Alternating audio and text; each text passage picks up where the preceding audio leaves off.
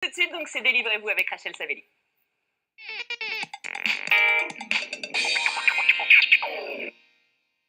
Alors Rachel, 2 livres dans votre petit panier de la semaine. Le premier, ce sera Septembre, septembre.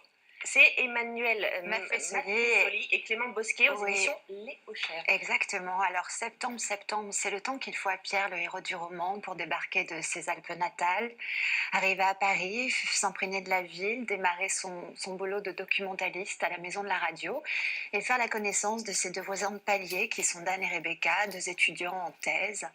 Et alors là, raconté de cette manière-là, ça a l'air d'être une balade indolente, on va dire, une promenade dans l'existence. Mais ce qui est intéressant, c'est qu'au fur et à mesure que Pierre s'installe dans sa nouvelle vie, dans cette nouvelle vie, il va se confronter au monde des intellectuels, de l'intelligentsia, des journalistes. Et ce qui est intéressant, c'est que le roman tourne, l'air de rien, sans le vouloir probablement, sans prendre position, mais tourne en dérision le monde des intellectuels, une sorte d'arrogance, ce conformisme ou cette subversion dont ils pensent faire preuve. Et c'est assez intéressant parce que d'un coup, donc en plein milieu du livre, ça devient vif, ça devient ciselé. Et au début du roman, on tâtonne en tant que lecteur, nous, presque autant que Pierre dans cette vie qu'il amorce, dans laquelle il déambule tout doucement.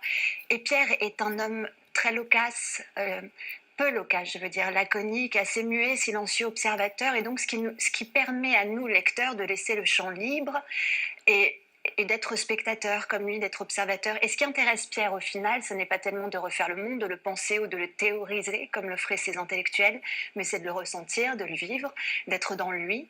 Et c'est assez intéressant. Il y a juste un écueil, c'est que c'est un premier roman pour ces 2 jeunes auteurs. C'est bien écrit, mais c'est parfois trop bien écrit. Le langage peut être un peu suranné, un peu désuret, mais peut-être à cause d'une exigence littéraire qui les anime. Mais au final, on les sent très épris de sincérité, ils ne jouent à rien d'autre sauf à être eux-mêmes. Et puis c'est un roman écrit à 4 mains. Mais oui, alors j'allais venir là-dessus parce que c'est quand même assez rare, Oui, surtout quand pour on un sait, premier oui, roman. et puis quand on sait que certains auteurs ne savent rien faire de leurs 10 doigts. Donc c'est vrai que c'est Voilà, assez... c'est encore plus compliqué.